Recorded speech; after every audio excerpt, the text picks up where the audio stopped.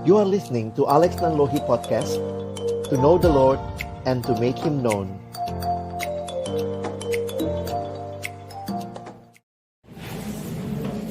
Tuhan, tidak ada hal yang lebih indah daripada hidup di dalam anugerah dan kehendak-Mu. Dan terima kasih kalau melalui kesempatan kami bersama-sama menikmati pesta rohani di tempat ini. Tuhan berkenan menyapa kami pribadi lepas pribadi. Tuhan, kami tiba di bagian akhir dari seluruh rangkaian sesi yang Tuhan siapkan bagi kami. Kami kembali akan membuka firman-Mu Tuhan. Kami mohon biarlah ketika kami membuka firman-Mu, bukalah juga hati kami. Jadikanlah hati kami seperti tanah yang baik, supaya ketika benih firman Tuhan ditaburkan, boleh sungguh-sungguh berakar, bertumbuh, dan berbuah nyata di dalam hidup kami. Berkati hamba-Mu yang menyampaikan, setiap kami yang mendengarkan. Tuhan, tolong kami semua, agar kami bukan hanya jadi pendengar-pendengar firman yang setia, tapi mampukan dengan kuasa dari Roh-Mu yang kudus, kami dimampukan menjadi pelaku-pelaku firman-Mu di dalam hidup kami, di dalam masa muda kami. Bersabdalah ya Tuhan, kami umat-Mu sedia mendengarnya, dalam satu nama yang kudus, nama yang berkuasa, nama Tuhan kami Yesus Kristus. Kami menyerahkan pemberitaan firman-Mu. Amin. Hidup kita adalah hidup yang Tuhan berikan.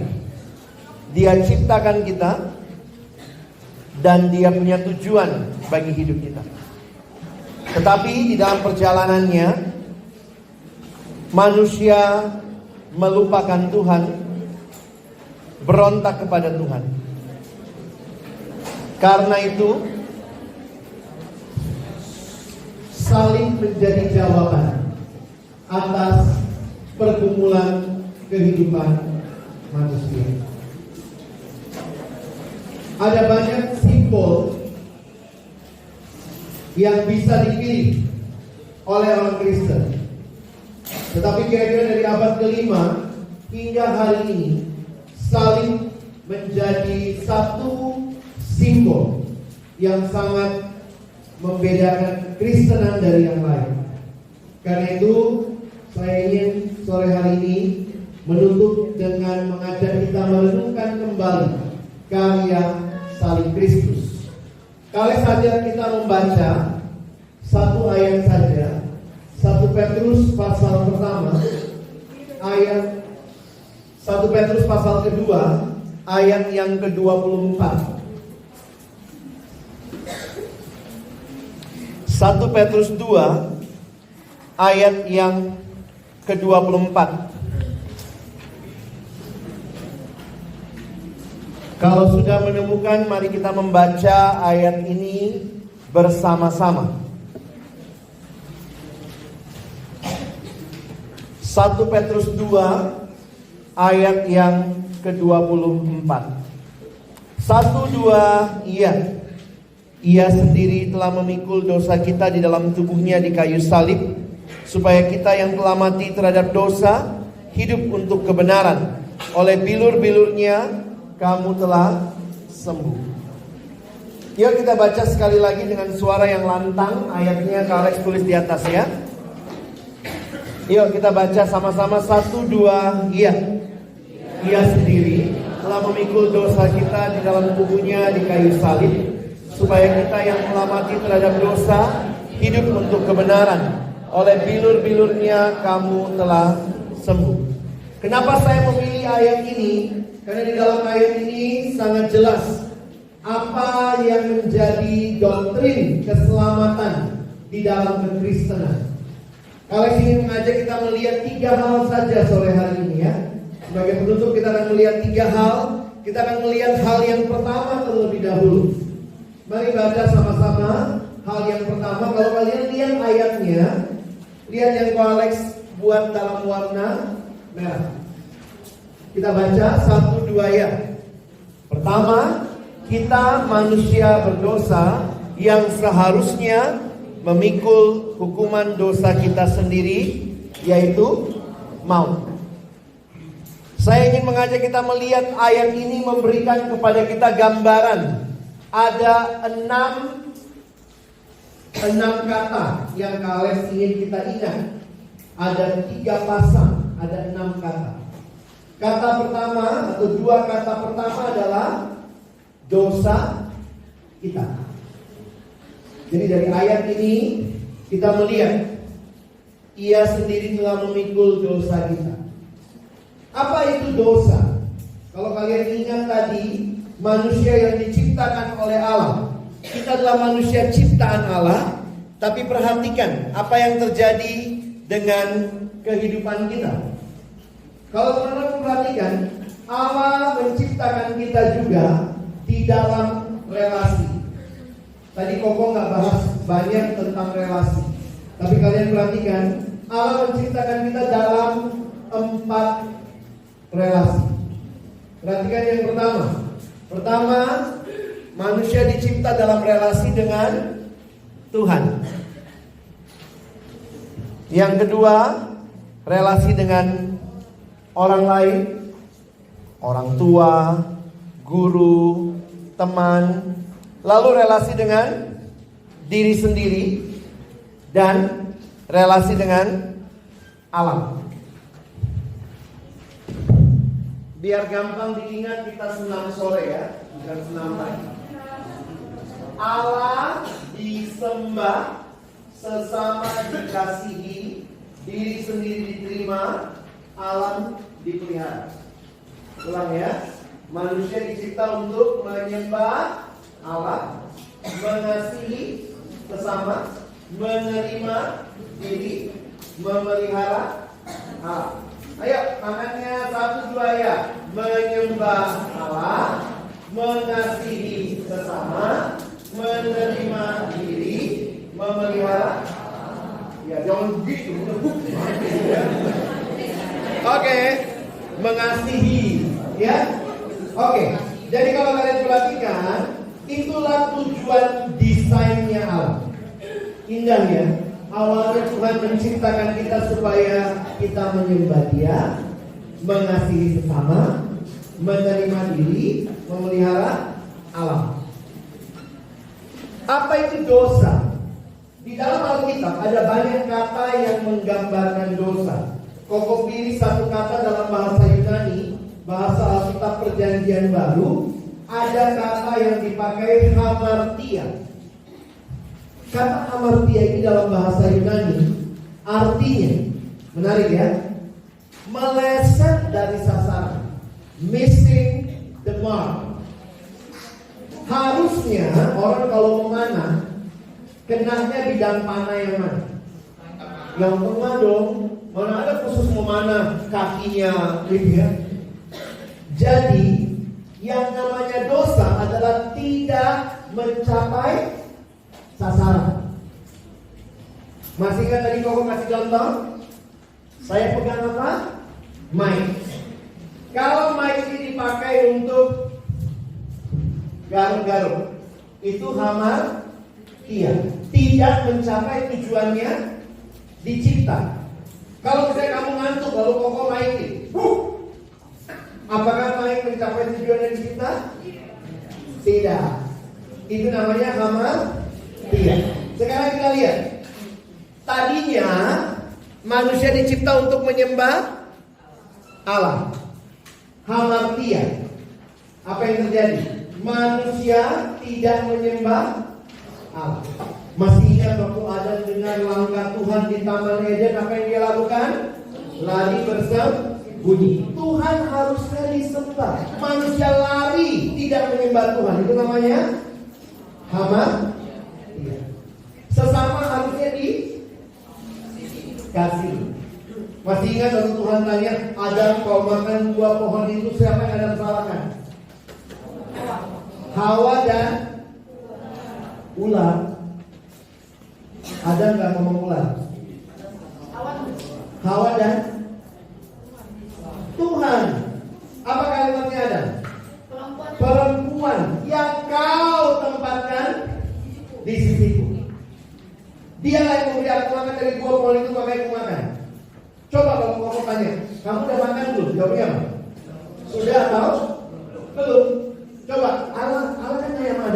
Adam kau makan buah pohon itu, harusnya Adam jawab apa? Iya Tuhan udah ngapain? Gitu ya. Saya lihat, ditanya Adam kau makan buah pohon itu, jawabnya apa? Perempuan. Logis gak tuh? Coba bisa, kamu udah makan belum? Miss Frida. Nangkep gak? Kayak begitu tuh. Adam jawab, perempuan yang kau tempatkan di sisiku, dialah yang memberi aku makan dari buah pohon itu, makanya aku makan. Terakhirnya ngaku juga sih. Jadi lihat, harusnya sesama dikasih. Kejadian 4 bahkan mencatat seorang koko tega bunuh adiknya sendiri. Siapa namanya? Kokonya Kain, adiknya Abel. Dibunuh. Itu menunjukkan manusia hamartia. Harusnya sesama dikasih. Diri sendiri harusnya diapain? Diterima dong. Terima kasih Tuhan, ini hidupku. Kadang-kadang dalam dosa kita komplain sama Tuhan. Lihat orang yang cantik, apa responmu? Ih, cantik banget sih. Lihat yang pintar. Ih, pintar banget sih. Orang yang tidak terima diri juga akan sulit terima orang lain. Jadi ini seringkali jadi masalah. Alam harusnya diapain? Dipelihara. Begitu manusia jatuh dalam dosa, alam diapain? Disembah. Ini bodoh bin goblok. Ini lucu ya. Alam itu letaknya di bawah kita. Yang disembah Allah. Allah disembah, sesama dikasihi, diri sendiri diterima, alam dipelihara. Tapi begitu makin dalam dosa, lihat alam, lihat pohon besar. Permisi engkau, ini makan-makan dulu ya. Akhirnya manusia menyembah alam. Lihat gunung meletus, terjadi kontes kecantikan. Siapa yang paling cantik? Persembahan sama dewa gunung. Ngeri banget. Alam harusnya dipelihara. Ketika tidak sesuai, itu namanya hamartia. Semua dosa sifatnya relasional. Orang tua di rumah harusnya diapain? Dimaki-maki. Itu hamartia. Ada satu anak datang sama Koko lagi lihat-lihat ya. Kok, saya mau tanya. Saya bilang ada apa? Gue udah gak ngomongin sama mama. Udah berapa lama? Baru 2 minggu. Tinggal ke rumah. Iya. Terus gimana di rumah? Ya gitu deh kok. Gitu gimana? Kalau mama lewat sini, saya rasa. Oh gitu ya. Terus kau nanya. Terus uang jajan ada nggak? Nggak tahu tuh tiap hari di atas meja ada aja. Ini dalam hati saya syukur tuh mamamu masih baik gitu ya. Jadi dia nanya, jadi menurut Koko gimana? Apa yang harus saya lakukan? Pulang, minta maaf sama mama. Tapi kok mama gue yang salah duluan, mama gue gini. Jadi gimana kok? Pulang, minta maaf sama mama. Tapi kalau gue minta maaf ya, nanti nyokap gue begini. Jadi gimana kok? Pulang, minta dia udah apa gitu ya? Susah banget. Ini hamartia. Mama harusnya dikasihi, dihormati. Hamartianya apa? Dimaki-maki. Beres dikit dong jadi nyokap. Waduh. Terus terakhir dia nanya, ini menurut Koko gimana? Pulang, minta maaf sama mama. Tadi nyokap gue cerewet. Dalam hati lu bilang nyokap lu cerewet, pantas nurun ke lu. Waktu kamu bilang, mama gue cerewet, ingat ada 3 jari di sini. Bokap gue begini, 3 jari. Inilah manusia di dalam dosa. Diri sendiri harusnya diterima. Tuhan terima kasih. Inilah diri saya. Banyak anak remaja mau jadi orang lain. Orang cantik punya pergumulannya sendiri. Padahal ini, kenapa Tuhan? Karena orang yang lagi komplain, dia komplain sama Tuhan sebenarnya. Cantik banget sih, dia mau bilang apa? Tuhan, serius gak cintain saya? Kadang remaja gitu ya, lihat depan kaca, Tuhan, serius gak cintain aku? Yang mana hidung Tuhan? Yang mana hidung? Masa mukaku hidung semua gitu ya. Nah inilah, di dalam dosa, hamar, coba semua lagi memberikan keterangan terhadap fenomena yang terjadi dalam dunia. Alkitab kasih jawabannya. It's all because of sin. Kenapa? Yang paling penting siapa? Aku. Jadi lihat ya, di dalam dosa manusia menjadikan dirinya lah segala-galanya. I am everything. How do you spell sin? S-I-N. Ada satu kalimat dalam bahasa Inggris mengatakan, what is sin? Sin is the I in the center. Aku yang paling utama. Bodoh amat, kau cici. Aku yang paling utama. Yang penting aku puas, aku senang, aku untung, aku aman, akulah segala-galanya. Boro-boro Tuhan, boro-boro mikirin sesama. Jadi Koko kasih penjelasannya ya. Dosa adalah ketika kau tahu yang seharusnya, tapi kau tidak melakukan yang seharusnya. Nih gambarannya. Relasi yang rusak dengan siapa? Allah.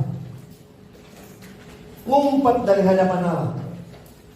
Kok tuh perhatikan kan itu Tuhan nanya lagi sama Adam ya. Adam, di manakah engkau? Terus Adam itu kayak main petak umpet ya. Adam udah belum? Adam, di manakah engkau? Makanya ada satu pembicara bilang begini. Pertanyaan Adam, di manakah engkau? Ini bukan pertanyaan mengenai lokasi. Karena Tuhan Maha tahu. Tapi inilah pertanyaan untuk membuat Adam menyadari, Adam, you are not in the right position where you should be. Allah yang disembah, Allah dipelihara. Dosa bikin orang kebalik. Allah dibuang, Allah disembah. Makanya Koko suka ngomong ya, dosa memang bikin kita goblok. Ayo bilang sama sebelahnya, dosa bikin kita goblok. Kita, bukan kau, kita. Kau masuk. Benar?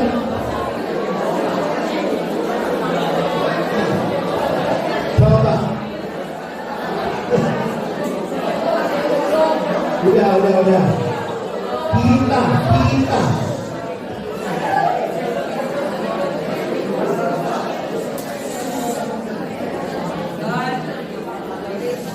Apa nggak lihat di samping bungkus rokok itu udah tertulis rokok dapat menyebabkan impotensi, rokok dapat menyebabkan kanker paru-paru, ada gambarnya lagi. Tapi orang dalam dosa senang goblok.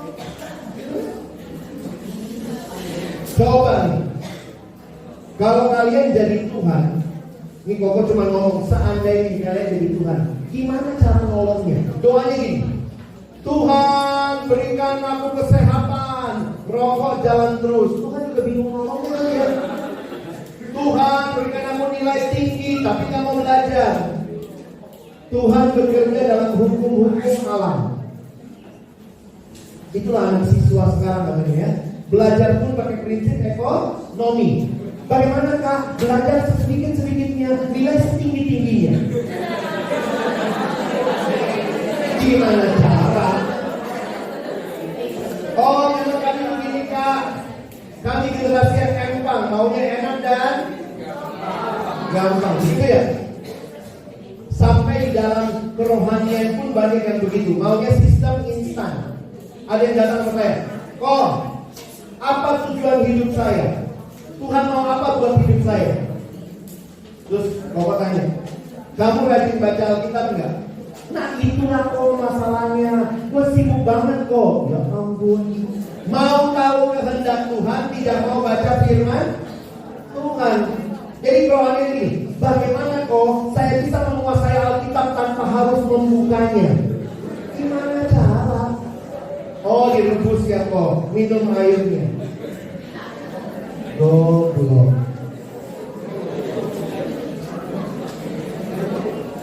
Lihat nih, dengan sesama. Jangan heran, relasi-relasi ini nih, akhirnya saling menyalahkan, saling mengeksploitasi, bahkan akhirnya manusia saling membunuh. Hamartia. Sesama harusnya apa tadi? Dikasihi. Dengan diri sendiri, membandingkan diri dengan orang lain. Marah sama Tuhan. Tuhan serius gak sih? Kenapa itu orang pinter banget? Maksudnya mau marah. Kenapa aku cuma begini? Akhirnya tidak mampu menilai diri sendiri. Dengan apa lagi yang rusak? Dengan alam. Ini yang terjadi. Alam disembah. Alam dirusak. Dieksploitasi. Jadi akhirnya kalau kalian sadar, semua dosa itu bicara kerusakan relasi. Coba kalian lihat gambar ini. Dimanapun kalian lihat, semua gambar ini menggambarkan relasi yang rusak.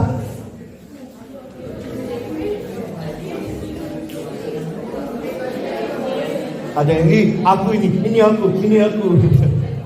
Ada yang nyontek. Kok pernah nanya?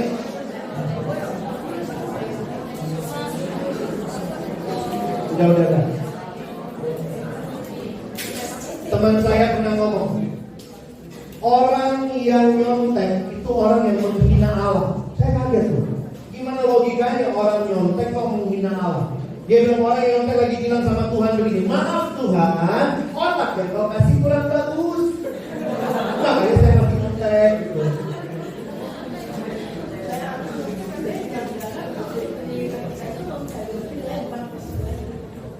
Kalaupun nilai dari tujuan, proses belajar tidak jadi tujuan, tetap bagi saya nyontek bukan pilihan. Orang yang nyontek, orang yang sebenarnya sedang tidak percaya diri. Tapi bukan cuma itu, orang yang nyontek juga tidak percaya Tuhan. Mungkin kalau kita bisa ngomong, Tuhan, serius dong jadi Tuhan. Bikin otak yang bagus sedikit. Kamu yang terus-terusan nyontek, masih coba-coba nyontek, kamu menghina Tuhan. Dosa sifatnya membelenggu. Billy Graham pernah memberikan satu tantangan. Dia mengatakan dosa itu seperti selalu menarik kita ke bawah. Koko akan kasih kalian 1 miliar kalau kalian bisa mengangkat tubuhmu dengan cara menarik tali sepatu. Kalau kau bisa mengangkat sedikit saja tubuhmu dengan cara menarik tali sepatumu, saya kasih kamu 1 M.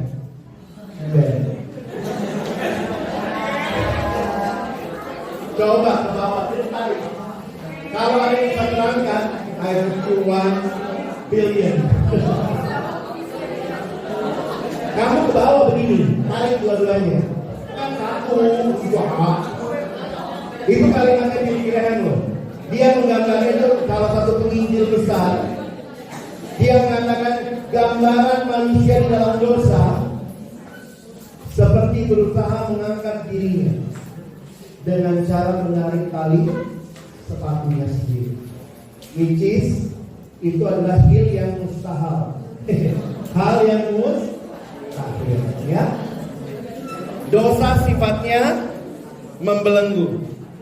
Kadang-kadang kalau pikir hati-hati ya, biasanya dosa masuknya pelan-pelan.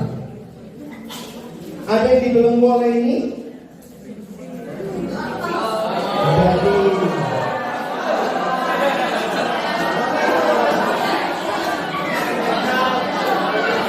boleh mendengar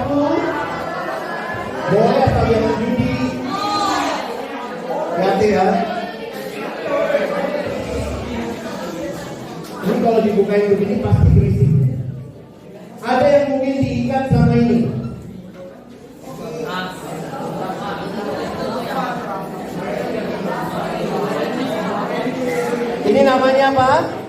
Smartphone. Tapi banyak anak have a smartphone but not smart. Jangan-jangan namanya mesti diganti ya, goblok phone.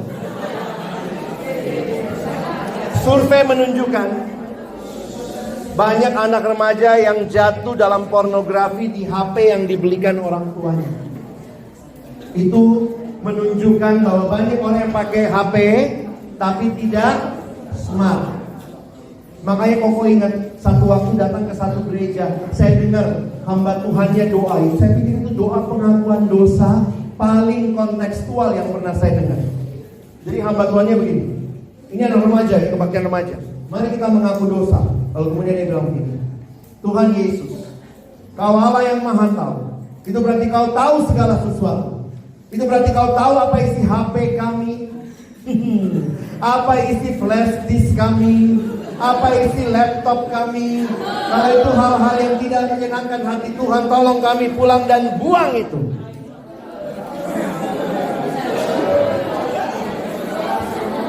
Koko tantang. Waktu ada acara siswa, Koko bilang, siapa yang siap mempersembahkan HP-nya bagi kemuliaan Tuhan? Angkat tanganmu. Mengatakan HP-ku bagi kemuliaan Tuhan. Jangan-jangan HP banyak apanya? Banyak privasinya, pakai password segala macam. Padahal dalamnya busuk. Hati-hati. Teknologi bisa sangat menolong, tapi pada saat yang sama bisa sangat mengikat kamu di dalam dosa. Oke? Ada yang berikan belanja?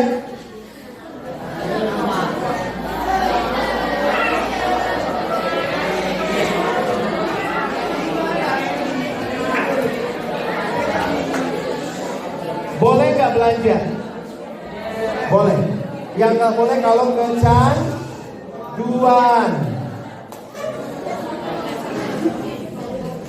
Hati-hati ya, mulai kenali.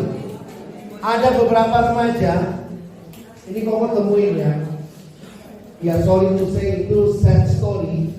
Karena demi mendapat barang yang dia mau, orang tuanya bukan orang yang nggak punya, tapi orang tuanya disiplin, membatasi. Ternyata anak ini mencuri uang papanya demi mendapatkan sepatu yang dia mau. Pintar lagi.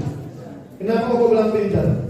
Sepatunya gak langsung dibawa ke rumah, titip rumah teman. Jadi ternyata waktu dicek uang papanya, karena dia kayaknya nyolongnya dikit-dikit. Belakangan saya pikir ngeri sekali. Kalau matamu pengen tapi kamu tidak punya kemampuan, belajar berkata tidak. Ada yang pokoknya gue mesti punya itu. Kamu tahu gimana pun caranya, gue mesti itu. Hati-hati. Mungkin kalau bilang, saya masih kecil kok, duit belum ada. Duit belum ada, tapi keinginan memiliki barang berlebihan itu hati-hati. Orang tuanya lagi mau coba cari. Tadi selama mau makan di situ, orang tuanya WA. Ada nggak sekolah yang ada asramanya? Rencananya dia mau dimasukin asrama pas SMA. Saya bilang juga sama orang tuanya, kayaknya belum tentu solusinya masuk asrama. Mungkin papa mamanya yang terlalu sibuk yang harus mulai kasih waktu banyak ke anak. Ngerti ya? Kau bilang, oh ini mas saya nggak kayak gitu kok. Oke. Tapi jangan-jangan apa yang kamu pengen harus dipenuhi saat itu, kamu bisa jadi kecanduan.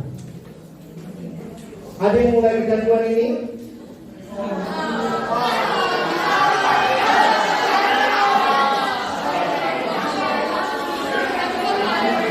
Oma, opa, ya. Cinca. Udah. Boleh nggak nonton drama Korea? Boleh nggak nonton drama Korea? Boleh. Umurmu udah pas belum buat nonton? Yang kamu tonton yang umur berapapun ya.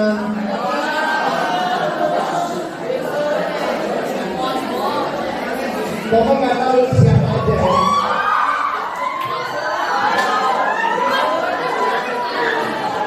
Tapi perhatikan,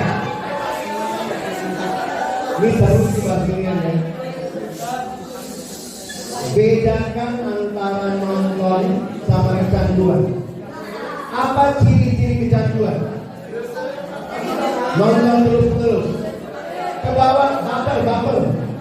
Dia yang putus di drama Korea, kamu yang marah-marah seharian gitu. Itu udah baper. Jadi ya, udah. Yang cowok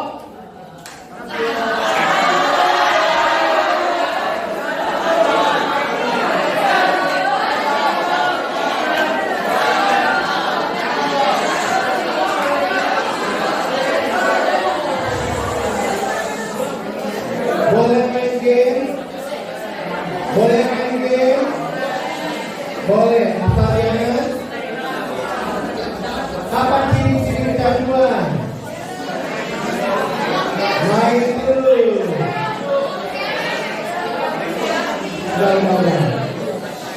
Ini kalau bahas begini di mana-mana pasti berisik. Ini juga. Pokoknya mesti katakan hati-hati ya. Pornografi. Please be careful.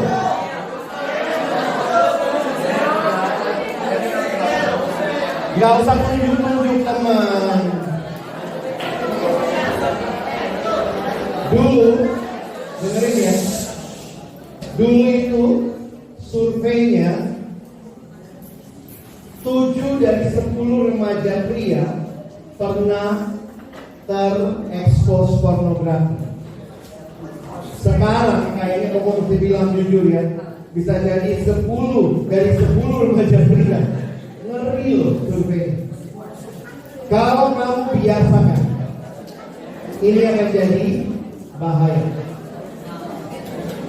Kita baca sama-sama. 1, 2, iya. Dosa.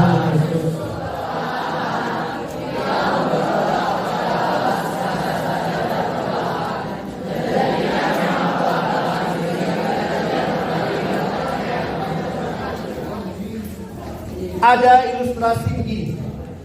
Kau buka hidupmu sedikit kepada dosa, dia akan mengambil sebegitu banyak. If you open yourself to even 1 inch of sin, then sin will take more of your life. Saya ingat ada cerita tentang di Arab. Di Arab itu kalau malam dingin sekali di padang gurun. Kalau siang panas banget.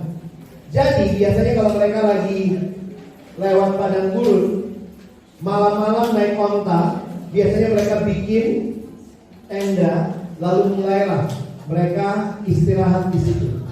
Di dalam tenda memang dengan suasana begitu, di dalamnya tenda tuh hangat. Nah ternyata ada kebiasaan si onta karena kedinginan di luar suka masukin kepalanya ke bawah tenda. Nah itu triknya, harus langsung diusir. Jangan dikasihan ya, gak apa-apa lah kepala. Nanti lama-lama leher, lama-lama badan, lama-lama kaki, lama-lama orang Arabnya di luar tenda, ontanya di dalam.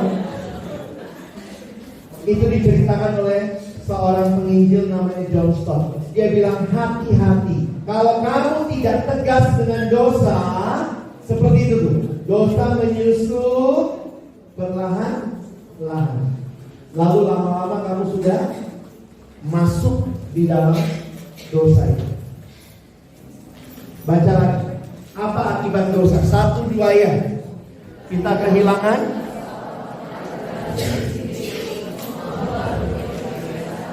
kemampuan untuk berkata jujur, kemampuan untuk memberi, kemampuan untuk mengasihi, dan kemampuan untuk. Karena itu lihat, ini akibatnya dosa.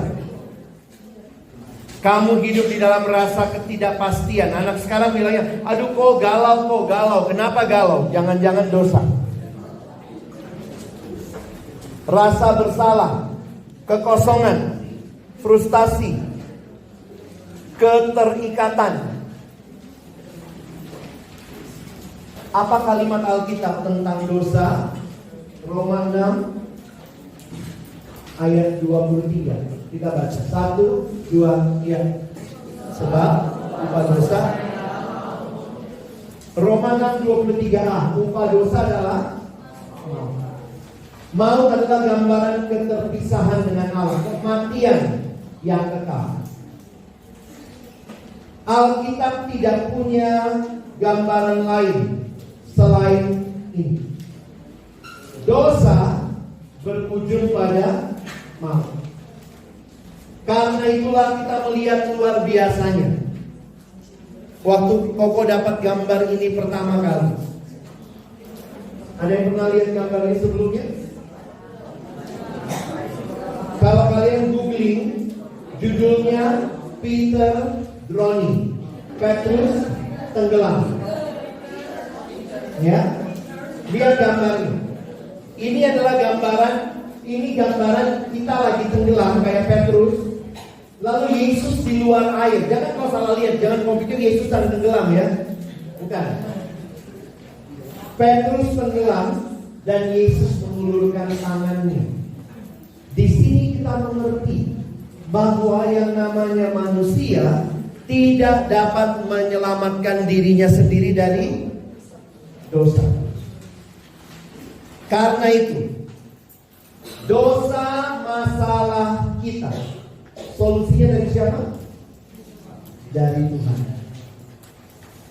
Lihat kalimat ini ya, atau gambar. Kamu suka ngumpulin gambar. Jesus Christ is God's solution. Sin is your problem, my problem. But the solution for our sins is not from us. It's from God. So Jesus Christ is God's solution.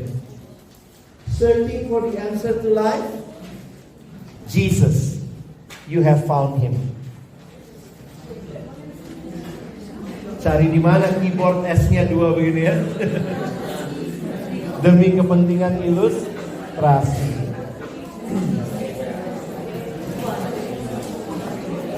Oke, yang pertama apa tadi yang mau ingatkan? 2 kata pertama, dosa kita. Sekarang kita lihat 2 pasang kata kedua. Kita baca dulu ya. Lihat yang mau garis bawahi sekarang yang mana? Iya, Yesus. Yuk kita baca 1, 2, iya.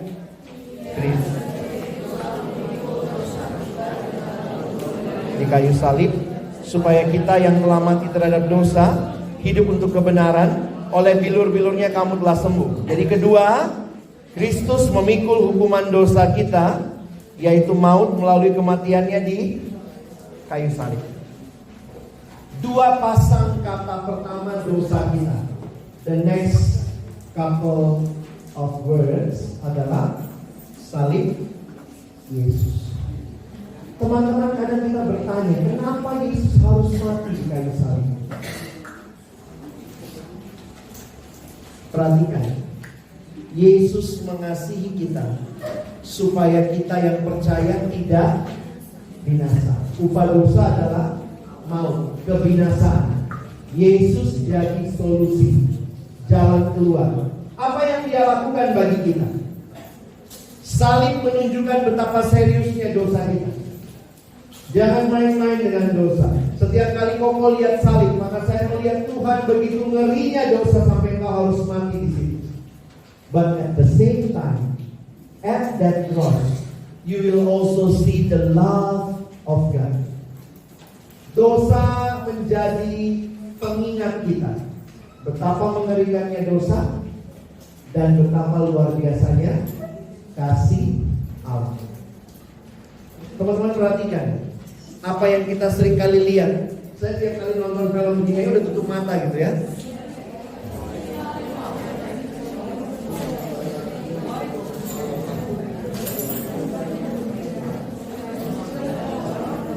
Kita baca sama-sama 1, 2, ya. Yesus membayar harga yang sangat mahal.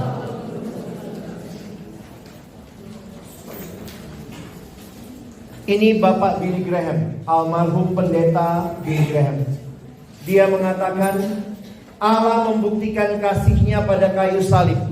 Ketika Kristus digantung berdarah dan mati, itulah saatnya Allah berkata kepada dunia, aku mencintai. Teman-teman, jangan sepelekan hidupmu. Ketika engkau dan saya sudah jatuh dalam dosa, ingat anugerah Allah. Dia mengutus Yesus mati buat kita. Dengan itu Tuhan mau bilang apa? I love you. Ini Bapak John Stott kasih kalimat yang menarik dalam permainan kata dalam bahasa Inggris. If we are looking for a definition of love, we should look not in a dictionary, but at Calvary. Kalvari itu bukit di mana Yesus disalibkan. Yesus mati di atas bukit Golgota, nama lainnya Kalvari. Kalau mau tahu kasih itu, bukan lihat dictionary, tapi lihat Kalvari. Kalau sekarang Korea, gimana lah? Ya, tapi perhatikan ya. If you look at Calvary, then this is not love. This is love. Love is not this. This is love. Waktu saya merenungkan ini, saya pikir Tuhan terima kasih. Karya pengorbananmu luar biasa. Apa yang salib lakukan bagi kita? Mari kita baca sama-sama. 1, 2 ya. Salib merupakan satu-satunya jalan keselamatan. Dan salib memberikan tujuan baru bagi. Kalau dulunya dalam dosa binasa, maka salib membalikkan itu. Di dalam Kristus hidup yang kekal. Dosa kita. Yang kedua, salib Kristus. Biar gampang diingat, 2 pasang yang terakhir.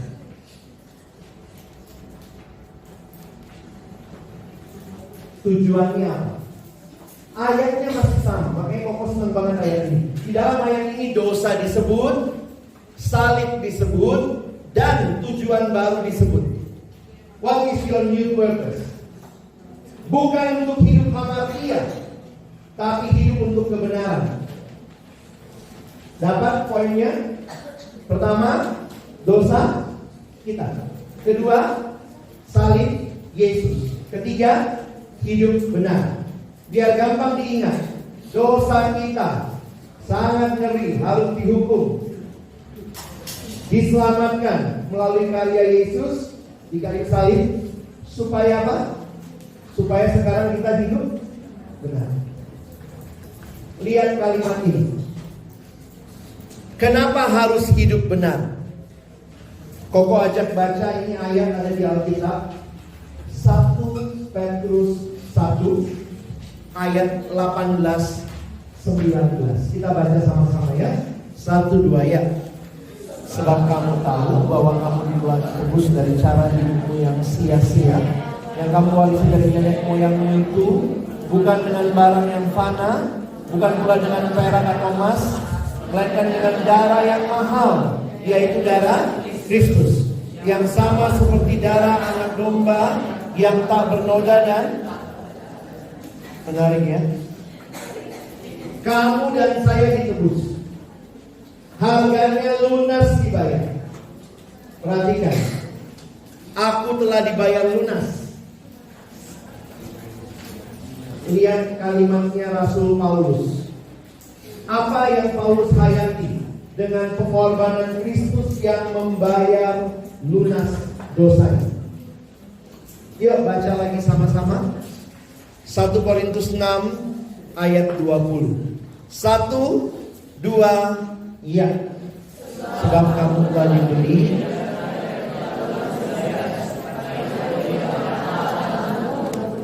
Koko bikin gambar ini, ingat lagu sekolah minggu ya. Kalau saya sudah ditebus oleh Tuhan, maka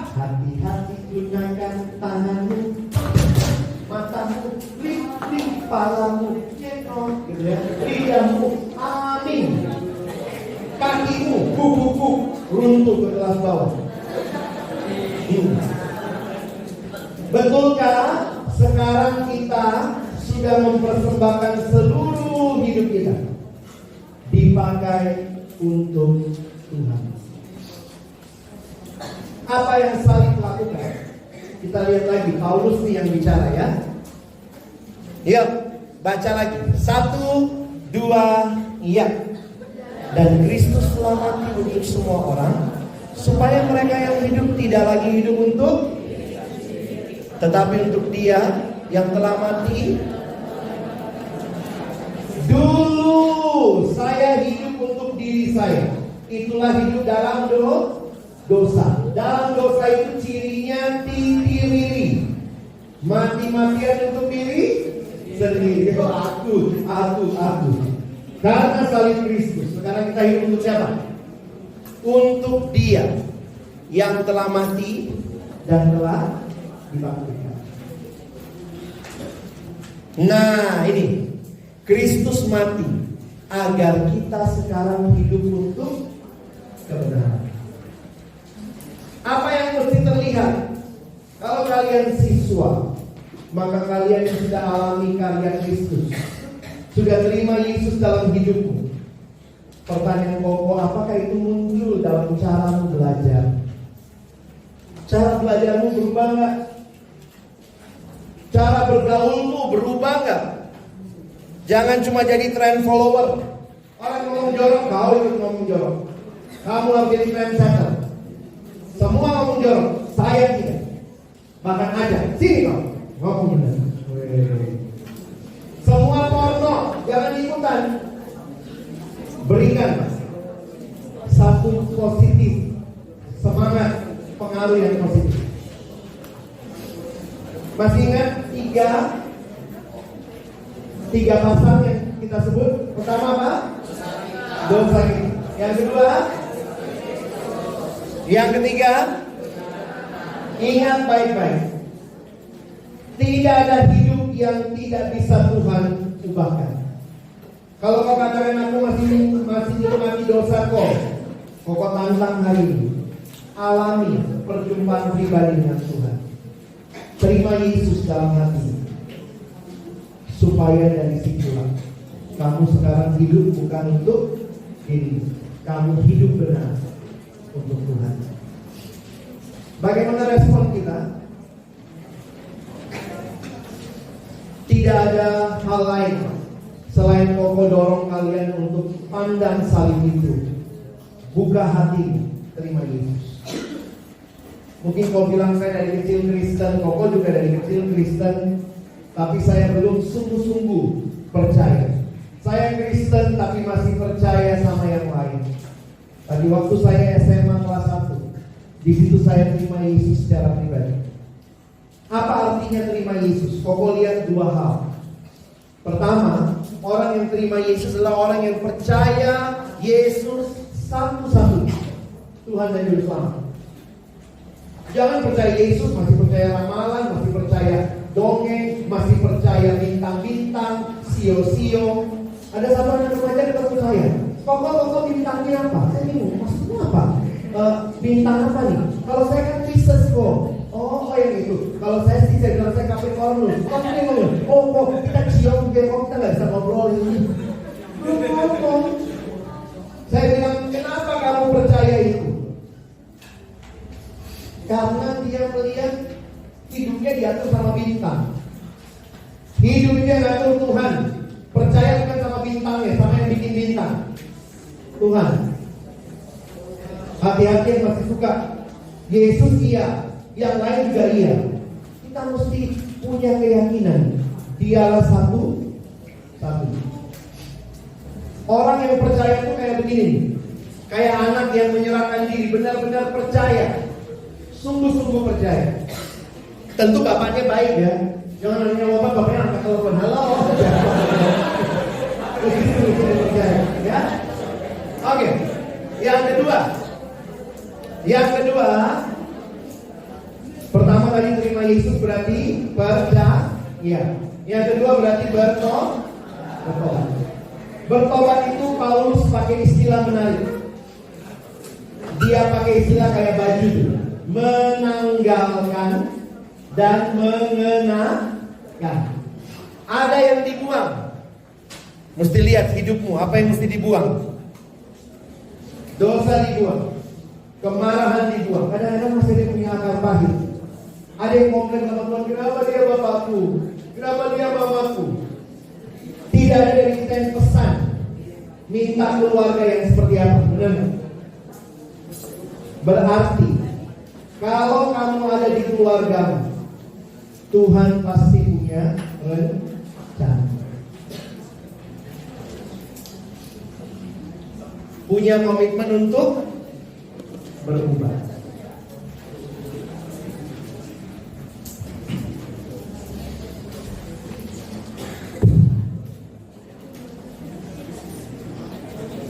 Koko tutup dengan ilustrasi sekolah minggu ini. Bayangkan ini manusia yang Allah ciptakan dengan indah. Jadi Allah menciptakan manusia, Allah menciptakan manusia dalam relasi dengan Allah, diwakili garis vertikal. Allah menciptakan manusia dalam relasi dengan sesama, diwakili garis yang horizontal. Allah menciptakan kita dengan relasi dengan diri sendiri, diwakili lipatan yang ke dalam, dan dengan relasi dengan alam sekitar kita. Ulang ya. Manusia kita dalam relasi dengan Allah, dengan sesama, dengan diri sendiri, dengan alam. Tetapi manusia berontak kepada Allah. Manusia jatuh dalam dosa. Gambarannya, dosa itu diibaratkan merobek-robek eksistensi hidup manusia. Ini yang dosa lakukan dalam hidupmu. Engkau yang harusnya menyembah Allah, lari dari Allah. Engkau yang harusnya mengasihi sesama, tidak mengasihi. Engkau yang seharusnya menerima diri, tidak menerima diri. Engkau yang harusnya memelihara Allah, malah menyembah Allah. Numpang tanya. Kalau kamu punya serta semacam begini, mau diapain? Model kaya?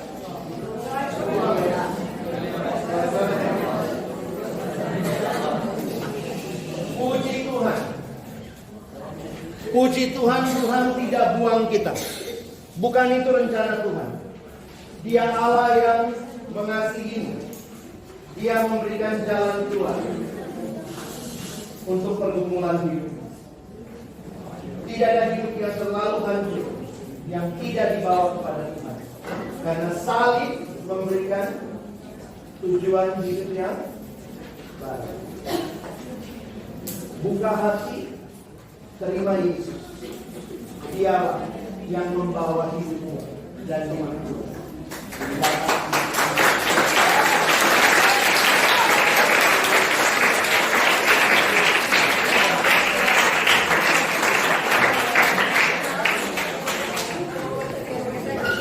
Yuk kita tunduk kepala sebentar ya.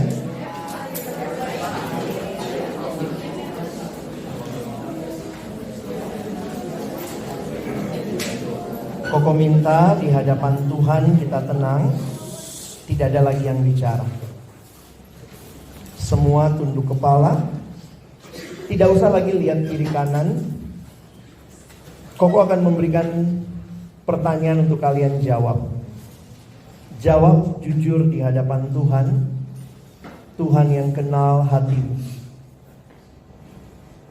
Kau tidak bisa ambil keputusan untuk orang lain, tapi kau bisa ambil keputusan untuk dirimu sendiri.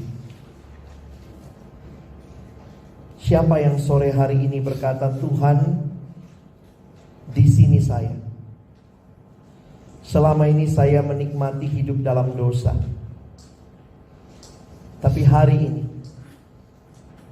saya mengerti kasih-Mu bagi hidupku. Saya mau buka hatiku, terima Yesus dalam hidup. Saya mau tinggalkan dosa-dosaku. Saya mau sungguh-sungguh percaya Yesuslah satu-satunya Tuhan dan Juru Selamat. Dan saya mau hidup benar di dalam Engkau. Bertobat sungguh-sungguh, meninggalkan hidup yang lama, dan hidup dalam hidup yang baru. Jika ada adik-adikku yang sore hari ini kau mau buka hatimu terima Yesus, Koko rindu mendoakan keputusan. Pada waktu semua tunduk kepala, tidak usah lihat kiri kanan. Kalau ada yang berkata, di sini saya Tuhan, saya mau terima Engkau dalam hidupku. Angkat tanganmu sebentar, Koko mau doakan kamu. Puji Tuhan. Ada lagi? Puji Tuhan. Puji Tuhan. Yang selama ini hidup dalam kepahitan, mungkin di keluarga kau tidak dianggap, kau merasa dirimu begitu jauh. Tapi hari ini kau dengar firman Tuhan, kau berharga, Tuhan mengasihimu. Siapa yang berkata, Tuhan di sini saya buka hatiku sore hari ini terima Engkau. Ada lagi? Angkat tanganmu. Puji Tuhan, masih ada. Puji Tuhan. Puji Tuhan, ada lagi. Tangan diturunkan. Bapa di dalam surga, hamba menyerahkan adik-adikku sore hari ini. Mereka milik-Mu ya Tuhan. Kau lihat setiap hati yang hari ini terbuka di hadapan-Mu. Mereka yang berkata mereka tidak mau lagi hidup di dalam hidup yang menikmati dosa. Hamba berdoa kiranya Tuhan teguhkan mereka di tengah-tengah pergumulan hidup yang tidak mudah. Mungkin ada dosa-dosa yang selama ini masih mereka simpan, mereka nikmati, tapi hari ini mereka tahu Tuhan Yesus sudah mati untuk hal itu. Dan Tuhan tidak mau mereka hidup dalam ketidakbenaran. Mereka mau hidup benar. Tuhan, hamba menyerahkan. Biarlah ada komitmen-komitmen yang dibuat di dalam hati yang terdalam. Hidup mereka hidup yang berharga, didesain oleh Allah. Allah memberikan desire untuk memaksimalkan talenta mereka. Dan Tuhan, Kau punya tujuan yang indah untuk hidup adik-adikku ini. Hamba berdoa hari ini, kuatkan mereka, teguhkan mereka. Bagi mereka yang sedang bergumul dengan pergumulan di tengah keluarga mereka, Tuhan tolong mereka belajar mengasihi keluarga mereka. Mereka yang mengalami pergumulan di dalam persahabatan, Tuhan tolong kami belajar mengasihi sahabat-sahabat kami meskipun tidak mudah. Bagi mereka yang mungkin mengalami dikucilkan, dibuli, teguhkan mereka untuk tetap menatap dan punya pengharapan di dalam Tuhan.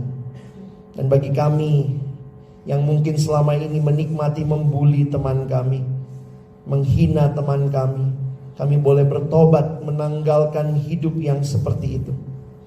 Dan mengenakan hidup yang sungguh-sungguh mengasihi, menyembah Allah, mengasihi sesama, menerima diri, memelihara alam. Tuhan tolong agar tujuan indah ini boleh menjadi bagian setiap kami. Teguhkan setiap adik-adikku yang ambil komitmen sore hari ini.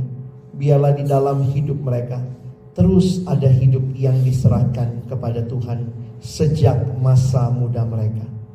Kami bersyukur, berterima kasih untuk waktu ini. Di dalam nama Tuhan Yesus Kristus yang mengasihi setiap adik-adikku ini, hamba berdoa dan menyerahkan mereka. Amin.